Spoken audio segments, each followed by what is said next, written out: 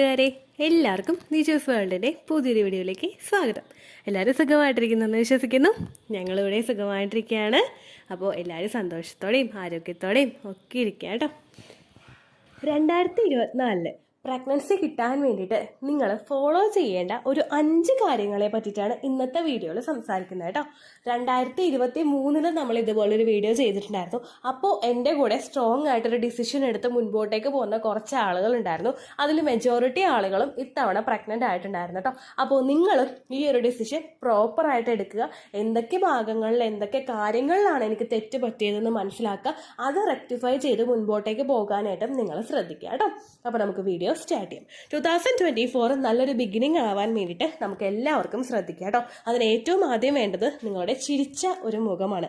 നിങ്ങൾ ചിരിച്ച് ഹാപ്പി ആയിട്ടിരിക്കുന്നതോറും നിങ്ങളുടെ ശരീരത്തിലെ ഓരോ പ്രവർത്തനങ്ങളും ഹാപ്പി ഹോർമോൺസിന്റെ പ്രവർത്തനങ്ങളെല്ലാം കൃത്യമായിട്ട് നടക്കും. നിങ്ങൾക്ക് എളുപ്പത്തിൽ പ്രഗ്നന്റ് ആകാനായിട്ടും സാധിക്കും കേട്ടോ. അപ്പോൾ നമുക്ക് തുടങ്ങിയാലോ. പ്രഗ്നന്റ് ആകാനായിട്ട് ഏറ്റവും ആദ്യം ചെയ്യേണ്ടത് കൃത്യമായിട്ടുള്ള ഫിസിക്കൽ കോണ്ടാക്ട് ആണ്. കഴിഞ്ഞ ദിവസം നമ്മൾ ചാനലിൽ ഒരു വീഡിയോ ചെയ്തിട്ടുണ്ടായിരുന്നു. ഓവുലേഷൻ ഡേറ്റ് കൃത്യമായിട്ട് ട്രാക്ക് ചെയ്യാൻ പറ്റാത്തവരെ എപ്പോൾ ഫിസിക്കൽ കോണ്ടാക്ട് ചെയ്യണം എന്നതിനെ പറ്റിയിട്ട്.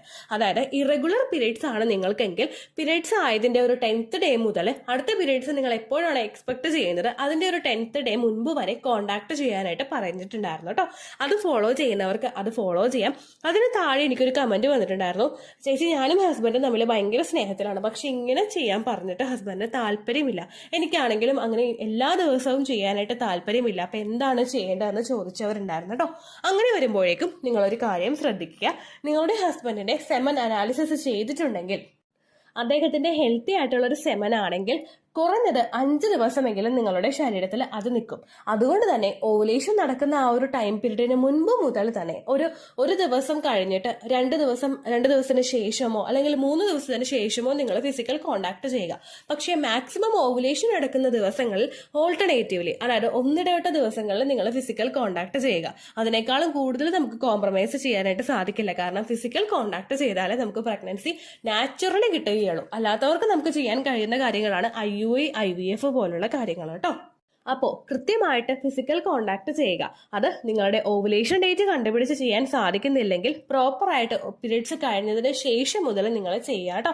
അത് എപ്പോഴും നിങ്ങൾ ചെയ്യേണ്ടത് ഒരു കുഞ്ഞിന് വേണ്ടിയിട്ട് വേണമല്ലോ അങ്ങനെ വിചാരിച്ചിട്ട് നിങ്ങൾ ചെയ്യരുത് കേട്ടോ. നിങ്ങൾ ഹാപ്പി ആയിട്ട് കല്യാണം കഴിഞ്ഞിട്ടുള്ള ആദ്യത്തെ മാസങ്ങളിൽ നിങ്ങൾ എങ്ങനെയാണോ ഹാപ്പി ആയിട്ടിരുന്നത് ആ ഒരു രീതിക്ക് മാത്രം നിങ്ങൾ ചെയ്യാനായിട്ട് ശ്രദ്ധിക്കുക കേട്ടോ. ഓവുലേഷൻ ഡേറ്റ് എങ്ങനെ കണ്ടുപിടിക്കാനും അതുപോലെ തന്നെ കോണ്ടാക്ട് ചെയ്യുമ്പോൾ എന്തെല്ലാം കാര്യങ്ങൾ ശ്രദ്ധിക്കണമെന്നും അറിയാൻ വേണ്ടിയിട്ട് ഡെഡിക്കേറ്റഡ് ആയിട്ടുള്ള വീഡിയോസ് നമ്മുടെ ചാനലിൽ ചെയ്തിട്ടുണ്ട്. അത് കാണാൻ വേണ്ടിയിട്ട് ദിജോസ് വേൾഡ് ഓവുലേഷൻ കാൽക്കുലേഷൻ എന്നും അതല്ലെങ്കിൽ ദിജോസ് വേൾഡ് ഫിസിക്കൽ കോണ്ടാക്ട് എന്നും ടൈപ്പ് ചെയ്ത് കഴിഞ്ഞാൽ നിങ്ങൾക്ക് അതിന്റെ റിലേറ്റഡ് വീഡിയോസ് ലഭിക്കുന്നതായിരിക്കും. എന്നിട്ട് നിങ്ങൾക്ക് ഓവുലേഷൻ ഡേറ്റ് കണ്ടുപിടിക്കാൻ ബുദ്ധിമുട്ടുണ്ടെങ്കിൽ സൈക്കിൾ ലെങ്ത് നിങ്ങൾ കൃത്യമായിട്ട് മെൻഷൻ ചെയ്തിട്ട് കമന്റ് ഇടുക. ലേറ്റസ്റ്റ് ആയിട്ട് ഏത് വീഡിയോ ആണോ ചെയ്യുന്നത് അതിന് താഴെ നിങ്ങൾ കമന്റ് ഇടുക. സൈക്കിൾ ലെങ്ത് പറയാതെ എന്റെ പീരീഡ്സ് ആയത് ഈ ദിവസമാണെന്ന് പറഞ്ഞിട്ടുള്ള ഒരു ഡേറ്റ് വെച്ചിട്ട് നിങ്ങൾ അയക്കരുത്. സൈക്കിൾ ലെങ്ത്, അതായത് ഒരു ദിവസം കൃത്യമായിട്ട് ഏത് സമയത്താണോ എത്രാമത്തെ ദിവസമാണോ നിങ്ങൾക്ക് പീരീഡ്സ് വരുന്നത് ആ ദിവസത്തെ എണ്ണി നിങ്ങൾ പറയുക കേട്ടോ. അപ്പോൾ അതാണ് പ്രോപ്പർ ആയിട്ടുള്ള കോണ്ടാക്ട് ആണ് ഏറ്റവും ആദ്യം നിങ്ങൾ ശ്രദ്ധിക്കേണ്ട കാര്യം. പിന്നെ എല്ലാവരും ചോദിക്കുന്ന ഒരു കാര്യമാണ്, ഇങ്ങനെ കോണ്ടാക്ട് ചെയ്യുമ്പോഴേക്കും സ്പേമിന്റെ ക്വാളിറ്റി കുറയുകയോ അല്ലെങ്കിൽ ഹെൽത്തി ആയിട്ടുള്ള സ്പേം ഒക്കെ നഷ്ടപ്പെട്ടു പോകുമോ എന്ന് ചോദിക്കുന്ന ആളുകളുണ്ട്. ഇതിന്റെ പ്രൊഡക്ഷൻ ഓരോ ദിവസവും അത് കൂടിക്കൊണ്ടിരിക്കും, ക്വാളിറ്റി അതിന്റെ കൂടിക്കൊണ്ടിരിക്കും. കൃത്യമായിട്ട് ഇജാക്കുലേഷൻ സംഭവിച്ചു പോകും തോറും അത് റീസ്റ്റോർ ആയിക്കൊണ്ടിരിക്കുകയാണ്, ക്വാളിറ്റി അവിടെ നടന്നുകൊണ്ടിരിക്കുകയാണ്. അപ്പോൾ അതൊരിക്കലും നിങ്ങൾക്ക് ക്വാളിറ്റിയുടെ കാര്യത്തിൽ ഒരു പേടിക്കേണ്ട ഒരു ആവശ്യമില്ല കേട്ടോ. രണ്ടാമതായിട്ട് നിങ്ങൾ ശ്രദ്ധിക്കേണ്ട കാര്യം, നിങ്ങൾ ഒരുപാട് നാളുകളായിട്ട് പ്രഗ്നൻസി നോക്കുന്നവരാണെങ്കിൽ നോക്കി നിങ്ങൾക്ക് മതിയായെങ്കിൽ അടുത്തതായിട്ട് നിങ്ങൾ ചെയ്യേണ്ട കാര്യം 2 മാസമെങ്കിലും നിങ്ങൾ ബ്രേക്ക് എടുക്കുക. ബ്രേക്ക് എടുക്കുക എന്ന് പറയുമ്പോഴേക്കും പലരും വിഷമിക്കാറുണ്ട്, ചേച്ചി ഇപ്പോഴേ എനിക്ക് ഏജ് കൂടിക്കൊണ്ടിരിക്കുകയാണ്, ഇനി ഞാൻ ബ്രേക്ക് എടുക്കണോ എന്ന് ആലോചിച്ചിട്ട് പിന്നെയും ടെൻഷനോട് കൂടി തന്നെ അടുത്ത മാസത്തിലോട്ട് നമ്മൾ കാലെടുത്ത് വെക്കും. അങ്ങനെ നിങ്ങൾക്ക് ടെൻഷൻ ആകും തോറും ശരീരത്തിൽ സ്ട്രെസ് ഹോർമോൺസ് പ്രൊഡ്യൂസ് ആകും. ഈ സ്ട്രെസ് ഹോർമോൺസ് ചെയ്യുന്നത് എന്താണെന്ന് വെച്ച് കഴിഞ്ഞാൽ നിങ്ങളുടെ റീപ്രൊഡക്റ്റീവ് ഹോർമോൺസിന്റെ പ്രവർത്തനത്തെ എല്ലാത്തിനെയും ഒന്ന് സ്ലോ ഡൗൺ ആക്കും. അങ്ങനെ ആക്കി കഴിഞ്ഞു കഴിഞ്ഞാൽ പ്രഗ്നൻസി അവിടെ കിട്ടാനായിട്ട് ഒരുപാട് ടൈം എടുക്കും. നമ്മൾ വിചാരിക്കുന്നതിനേക്കാളും കൂടുതൽ ടൈം എടുക്കും. എഗ്ഗ് വളരില്ല, ഇംപ്ലാന്റേഷൻ ലൈനിങ് കൃത്യമാവില്ല, കോണ്ടാക്ട് ചെയ്യുന്ന സമയത്ത് ഡ്രൈ ആയിരിക്കും. അങ്ങനെയൊക്കെ വരുമ്പോഴേക്കും നിങ്ങൾക്ക് പ്രഗ്നൻസി കിട്ടാതിരിക്കും. അപ്പോൾ നിങ്ങൾ 2 മാസം കൃത്യമായിട്ട് നിങ്ങൾ ബ്രേക്ക് എടുക്കുക. ഈ സമയത്ത് നിങ്ങൾക്ക് കോണ്ടാക്ട് ചെയ്യണമെങ്കിൽ ചെയ്യാം, അതിലൊന്നും ഒരു പ്രശ്നമില്ല. പക്ഷെ നിങ്ങൾ ഇതിനെ പറ്റിയൊരു കാര്യം ചിന്തിക്കുകയേ ചെയ്യരുത്. പ്രഗ്നൻസി ആണോല്ലോ, നോക്കണമല്ലോ, എന്താകും, അങ്ങനെയുള്ള കാര്യങ്ങളൊന്നും ചിന്തിക്കാതെ നിങ്ങൾ റിലാക്സ്ഡ് ആയിട്ടിരുന്ന് നിങ്ങൾക്ക് മനസ്സിന് എന്തൊക്കെയാണോ ഇഷ്ടം ആ കാര്യങ്ങൾ നിങ്ങൾ ചെയ്യാനായിട്ട് ശ്രദ്ധിക്കാം. ഒരുപാട് ആളുകളുണ്ട് ഓവുലേഷൻ കഴിഞ്ഞ് കഴിഞ്ഞാൽ പുറത്തുനിന്ന് ഭക്ഷണമൊക്കെ കഴിക്കുന്നത് കംപ്ലീറ്റ് ആയിട്ട് അവോയ്ഡ് ചെയ്യും. ഒരു കാര്യങ്ങളും കൃത്യമായിട്ട് ഒരുപാട് ശ്രദ്ധിച്ച് നമ്മൾ മുൻപോട്ടേക്ക് പോകും. അതെല്ലാത്തിനും നിങ്ങളൊരു അയവ് കൊടുത്തിട്ട് പണ്ടത്തെ നിങ്ങൾ എങ്ങനെയാണോ ആ രീതിക്ക് ഹാപ്പി ആയിട്ട് മുൻപോട്ട് പോകാനായിട്ട് ശ്രദ്ധിക്കാം. നിങ്ങൾക്ക് വേണ്ട സമയത്ത് നിങ്ങളൊരു ബ്രേക്ക് എടുക്കുക കേട്ടോ. അടുത്ത നിങ്ങൾ ശ്രദ്ധിക്കേണ്ട കാര്യം, നിങ്ങളുടെ പീരിയഡ് സൈക്കിളിനെ മോണിറ്റർ ചെയ്യുക.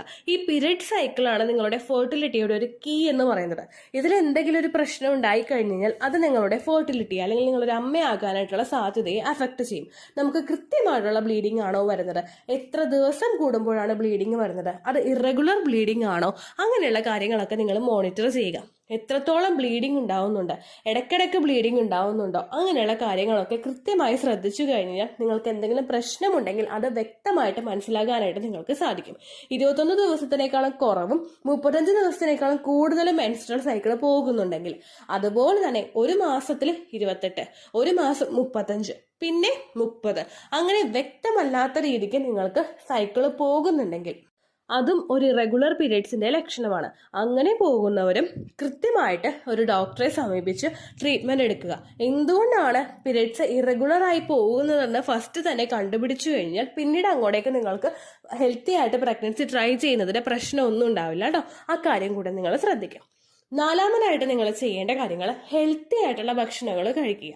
എന്ത് ഭക്ഷണം കഴിക്കുന്നുണ്ടെങ്കിലും അത് ആഡ് ഓൺ ആയിട്ടൊരു ബെനിഫിറ്റ് നിങ്ങളുടെ ശരീരത്തിൽ തരുന്ന ഭക്ഷണങ്ങൾ കഴിക്കുക. പഴങ്ങളൊക്കെ ധാരാളം കഴിക്കുക. പച്ചക്കറികളും നിങ്ങളെ കൊണ്ട് പറ്റുന്ന അത്ര നിങ്ങൾ എടുക്കുക. അതുപോലെ തന്നെ നട്ട്സ് കഴിക്കുക, മുട്ട കഴിക്കുക, പാല് കഴിക്കുക, പാല് കുടിക്കുക, അതുപോലെ വെള്ളം ധാരാളം കുടിക്കുക എന്നുള്ള കാര്യങ്ങളൊക്കെ നിങ്ങൾ ചെയ്യുക കേട്ടോ. അതുപോലെ തന്നെ ഔട്ട്സൈഡ് ഫുഡ് കഴിക്കുന്നത് നിങ്ങൾ കുറയ്ക്കുക. ചിലവരോട് കംപ്ലീറ്റ് ആയിട്ട് അവോയ്ഡ് ചെയ്യാനായിട്ട് ഡോക്ടേഴ്സ് പറയാറുണ്ട്. അതിപ്പോൾ നിങ്ങൾക്ക് PCOD ഉള്ളവരാണെങ്കിലോ അല്ലെങ്കിൽ ഷുഗറിന്റെ മറ്റുള്ള എന്തെങ്കിലും ബുദ്ധിമുട്ടുകൾ ഉള്ളവരാണെങ്കിലോ ഡോക്ടേഴ്സ് അവോയ്ഡ് ചെയ്യാനായിട്ട് പറയുന്നുണ്ട്. നിങ്ങൾക്ക് ഇഷ്ടമാണെങ്കിൽ ഔട്ട്സൈഡ് ഫുഡ് കഴിക്കുന്നത് ഇഷ്ടമാണെങ്കിൽ നിങ്ങളത് കംപ്ലീറ്റ് ആയിട്ട് അവോയ്ഡ് ചെയ്യേണ്ട ആവശ്യമില്ല. ഒരു മാസത്തിൽ നിങ്ങൾ 4 തവണ പുറത്തുപോയി ഭക്ഷണം കഴിക്കുന്നവരാണെങ്കിൽ അതൊന്ന് കുറച്ച് 2 തവണ ആക്കാനായിട്ട് നിങ്ങൾ ശ്രദ്ധിക്കുക കേട്ടോ. കാരണം പുറത്തു നിന്നുള്ള പല ഭക്ഷണങ്ങളും ഹെൽത്തി ആയിട്ടുള്ള വഴി കൂടി ആയിരിക്കില്ല കുക്ക് ചെയ്തിട്ടുണ്ടാവുന്നത്. നിങ്ങൾക്ക് കൂടുതൽ ടേസ്റ്റ് കിട്ടാൻ വേണ്ടിയിട്ട് അതിൽ ഒരുപാട് കണ്ടന്റ്സ് ആഡ് ചെയ്തിട്ടുണ്ടാകും. അതുപോലെ ഓയിലൊക്കെ നല്ലതുപോലെ ആയിരിക്കില്ല കുക്ക്ഡ് ആയിട്ടുണ്ടാവുന്നത്. അപ്പോൾ അതുകൊണ്ട് തന്നെ നിങ്ങളത് ഹെൽത്തി അല്ല നിങ്ങൾക്കെന്ന് പൂർണ്ണമായിട്ടുള്ളൊരു ബോധത്തിൽ നിങ്ങളത് കുറയ്ക്കാനായിട്ട് ശ്രദ്ധിക്കുക കേട്ടോ. അടുത്തതായിട്ട് ശ്രദ്ധിക്കേണ്ട കാര്യം എക്സസൈസ് ചെയ്യുക. നമ്മൾ ഒരിക്കലും സെഡൻഡറി ആയിട്ടുള്ള ഒരു ലൈഫ് സ്റ്റൈൽ ഫോളോ ചെയ്യാതിരിക്കുക. നമ്മൾ എക്സസൈസ് ചെയ്യുന്ന സമയത്ത് നമ്മൾ ഫിസിക്കലി ഫിറ്റ് ആകും. പ്രഗ്നന്റ് ആകാനായിട്ട് ട്രൈ ചെയ്യുന്ന ആളുകൾ ചെയ്യേണ്ടത് ഫെർട്ടിലിറ്റി ഇംപ്രൂവിംഗ് ആയിട്ടുള്ള എക്സസൈസുകളാണ്. നമ്മുടെ റീപ്രൊഡക്റ്റീവ് ഹെൽത്തിന് ഇമ്പോർട്ടൻസ് കൊടുക്കുന്ന എക്സസൈസുകൾ നിങ്ങൾ ചെയ്യുകയാണെങ്കിൽ ഓവറീസിലോട്ടും ഫലോപ്പിയൻ ട്യൂബിലോട്ടും അതുപോലെ സെർവിക്സിലോട്ടും ഒക്കെ ബ്ലഡ് സർക്കുലേഷൻ കൂട്ടാൻ വേണ്ടിയിട്ട് അത് സഹായിക്കുന്നു. അങ്ങനെയുള്ള എക്സസൈസുകൾ ചെയ്യുന്നത് എളുപ്പത്തിൽ കൺസീവ് ആക്കാനായിട്ട് നിങ്ങളെ സഹായിക്കുന്നുവെന്ന് ഒരുപാട് പഠനങ്ങൾ തെളിയിച്ചിട്ടുണ്ട്. അതുപോലെ തന്നെ അതെല്ലാം ഫോളോ ചെയ്തിട്ടുള്ള ഒരുപാട് പേര് നമ്മുടെ ചാനലിൽ പ്രഗ്നന്റ് ആയെന്ന് പറയുന്നുണ്ട് കേട്ടോ. അങ്ങനെയുള്ള എക്സസൈസുകൾ മാത്രം നിങ്ങൾ ചെയ്യാനായിട്ട് ശ്രദ്ധിക്കുക കേട്ടോ. വെയിറ്റ് ലോസ് ആണ് നിങ്ങളുടെ ലക്ഷ്യമെങ്കിൽ വണ്ണം കുറച്ചതിന് ശേഷം നിങ്ങൾ ഫെർട്ടിലിറ്റി എക്സസൈസുകൾ ചെയ്യാനായിട്ട് ശ്രദ്ധിക്കുക. ഒരിക്കലും പ്രഗ്നൻസി ട്രൈ ചെയ്യുന്ന സമയത്ത് ഒരുപാട് ദേഹം ടയേർഡ് ആകുന്നതും ഒരുപാട് ഫാറ്റ് ബേണിങ്ങും ആയിട്ടുള്ള എക്സസൈസുകൾ നിങ്ങൾ ചെയ്യാതിരിക്കുക കേട്ടോ. അടുത്തതായിട്ട് ശ്രദ്ധിക്കേണ്ട കാര്യം, നിങ്ങൾ കോണ്ടാക്ട് ചെയ്യുന്ന സമയത്ത് ലൂബ്രിക്കൻസ് ഒന്നും തന്നെ യൂസ് ചെയ്യാതിരിക്കുക. പലരും ചെയ്യുന്നൊരു കാര്യമാണ്, കോണ്ടാക്ട് ചെയ്യുന്ന സമയത്ത് വജൈനൽ ഏരിയ ഡ്രൈ ആകുമ്പോഴേക്കും നിങ്ങളുടെ ഉമിനീരോ അല്ലെങ്കിൽ കോക്കനട്ട് ഓയിലോ ലൂബ്രിക്കൻ്റ് ആയിട്ട് യൂസ് ചെയ്യാറുണ്ട്. നാച്ചുറലി ഉപയോഗിക്കുന്ന ഈ ലൂബ്രിക്കൻസ് ആണെങ്കിലും സ്പേമിന്റെ കൃത്യമായിട്ടുള്ള മൂവ്മെന്റിനെ അത് അഫക്റ്റ് ചെയ്യാറുണ്ട്. നിങ്ങൾക്ക് കോണ്ടാക്ട് ചെയ്യുന്ന സമയത്ത് ഒരു ലൂബ്രിക്കേഷൻ കിട്ടി ആ പ്രോസസ്സ് എൻജോയ് ചെയ്യാനായിട്ട് ഇത് സഹായിക്കുന്നുണ്ടെങ്കിൽ കൂടി തന്നെയും സ്പേമിന് കൃത്യമായിട്ട് അകത്തേക്ക് പ്രവേശിക്കാനായിട്ട് സാധിക്കില്ല. അപ്പോൾ ജസ്റ്റ് ഒരു കോണ്ടാക്ട് ആണ് നിങ്ങൾ പ്രതീക്ഷിക്കുന്നതെങ്കിൽ ഇത് ഉപയോഗിക്കുന്നതുകൊണ്ട് ഒരു പ്രശ്നമില്ല. ഹാംഫുൾ ആയിട്ടുള്ള ഒരു ബുദ്ധിമുട്ടുകളും സ്ത്രീക്ക് ഉണ്ടാവില്ല. നേരെ മറിച്ച് പ്രഗ്നൻസി ആണ് നിങ്ങൾ നോക്കുന്നതെങ്കിൽ ഇങ്ങനെയുള്ള ലൂബ്രിക്കൻസ് ഒന്നും യൂസ് ചെയ്യാതിരിക്കാം. നിങ്ങളുടെ വജൈനൽ ഏരിയ ഡ്രൈ ആണെങ്കിൽ ഡോക്ടറെ കണ്ടിട്ട് മെഡിസിൻ എടുക്കുക. അതുപോലെ തന്നെ ലൂബ്രിക്കൻ്റ് ആണെങ്കിൽ സ്പേം ഫ്രണ്ട്ലി ആയിട്ടുള്ള ലൂബ്രിക്കൻ്റ് ഡോക്ടറോട് ചോദിച്ചതിന് ശേഷം മാത്രം നിങ്ങൾ ഉപയോഗിക്കുക കേട്ടോ. അപ്പോൾ ഇത്രയും നിങ്ങൾ കൃത്യമായിട്ട് ശ്രദ്ധിച്ചു കഴിഞ്ഞാൽ 2024 തീരുന്നതിന് മുൻപായിട്ട് ഒരു ഹെൽത്തി പ്രഗ്നൻസി നിങ്ങൾക്ക് കിട്ടും കേട്ടോ. അതോടൊപ്പം തന്നെ വീഡിയോയുടെ തുടക്കത്തിൽ പറഞ്ഞതുപോലെ നിങ്ങൾ എപ്പോഴും ഹാപ്പി ആയിട്ടും സേഫ് ആയിട്ടും ഒക്കെ ഇരിക്കുക കേട്ടോ. അങ്ങനെ തന്നെ നമുക്ക് പ്രഗ്നന്റ് ആകാനായിട്ട് എളുപ്പത്തിൽ സാധിക്കും. നമ്മളെ ഡൗൺ ആക്കാനും കുഞ്ഞായില്ലേ എന്ന് ചോദിച്ച് നമ്മളെ ഡിപ്രഷനിലാക്കാനും ഒരുപാട് ആളുകൾ നമുക്ക് ചുറ്റും ഉണ്ടാകും. ആ ഒരു യാഥാർത്ഥ്യം ഓരോ സ്ത്രീയും മനസ്സിലാക്കേണ്ടതാണ്. നിങ്ങൾ എല്ലാവരും താമര നിൽക്കുന്നത് കണ്ടിട്ടില്ലേ? താമര തെളിഞ്ഞ് ആ റൂട്ട് അതിന്റെ പൊങ്ങി വരുന്നത് ചെളിയിൽ നിന്നാണ്. ആ ചെളിയിൽ നിന്നും വെള്ളത്തിൽ നിന്നും കുറച്ചൊന്നും ഉയരത്തിലാണ് താമര നിൽക്കുന്നത്. നിങ്ങളുടെ മൈൻഡും എപ്പോഴും അതുപോലെ ആയിരിക്കണം. നമ്മളെ നെഗറ്റീവ് ആക്കാനും നമ്മളെ തളർത്താനും നമുക്ക് ചുറ്റും ഒരുപാട് പേരുണ്ടാകും, ഒരുപാട് ചെളികൾ ഉണ്ടാകും. അതിൽ നിന്നെല്ലാം എത്രത്തോളം പൊങ്ങി നിങ്ങൾക്ക് നിങ്ങളുടെ മനസ്സിനെ സൂക്ഷിക്കാൻ കഴിയുന്നുവോ അത്രത്തോളം നിങ്ങൾ ഹാപ്പി ആയിരിക്കും, അത്രത്തോളം എളുപ്പത്തിൽ നിങ്ങൾക്ക് പ്രഗ്നന്റ് ആകാനായിട്ടും സാധിക്കും കേട്ടോ. അപ്പോൾ ഇത്രയേ ഉള്ളൂ വീഡിയോ. എന്തെങ്കിലും സംശയം ഉണ്ടെങ്കിൽ നിങ്ങൾ കമന്റ്സിൽ ചോദിക്കുക. പണ്ടത്തെ വീഡിയോയ്ക്ക് കമന്റ്സ് ഇടുന്നവർക്ക് റിപ്ലൈ കിട്ടുന്നില്ലെങ്കിലോ, നമ്മൾ തമ്മിൽ ഓൾറെഡി ഒരു കോൺവെർസേഷൻ ഉണ്ടായിട്ടും അതിന്റെ കണ്ടിന്യൂഷൻ ആയിട്ട് നിങ്ങൾക്ക് റിപ്ലൈ കിട്ടിയിട്ടില്ലെങ്കിലോ, ലേറ്റസ്റ്റ് ആയിട്ട് ഞാൻ ഏത് വീഡിയോ ആണ് അപ്ലോഡ് ചെയ്യുന്നത് അതിന് താഴെ കമന്റ് ഒന്ന് കോപ്പി പേസ്റ്റ് ചെയ്യാനായിട്ട് ശ്രദ്ധിക്കുക കേട്ടോ. അതുപോലെ ഓവുലേഷൻ ഡേറ്റ് കാൽക്കുലേറ്റ് ചെയ്ത് തരാനായിട്ട് റിക്വസ്റ്റ് ചെയ്യുന്നവർ എത്രയാണോ നിങ്ങളുടെ കൃത്യം സൈക്കിൾ ലെങ്ത് അത് മെൻഷൻ ചെയ്യാനായിട്ട് ശ്രദ്ധിക്കുക. സൈക്കിൾ ലെങ്ത് എന്നതുകൊണ്ട് ഉദ്ദേശിച്ചത് ഓരോ മാസവും എത്ര ദിവസം കൂടുമ്പോഴാണോ ബ്ലീഡിങ് വരുന്നത് അതിനെയാണ് കേട്ടോ ഉദ്ദേശിച്ചത്.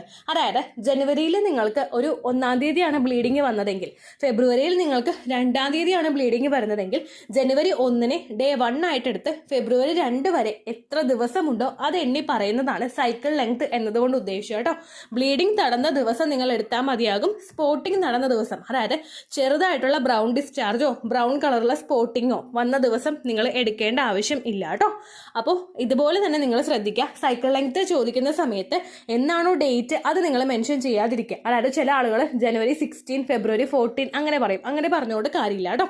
അപ്പോൾ ഇത്രയേ ഉള്ളൂ വീഡിയോ. അടുത്തൊരു യൂസ്ഫുൾ വീഡിയോ ആയിട്ട് നമുക്ക് വീണ്ടും കാണാം. ബൈ.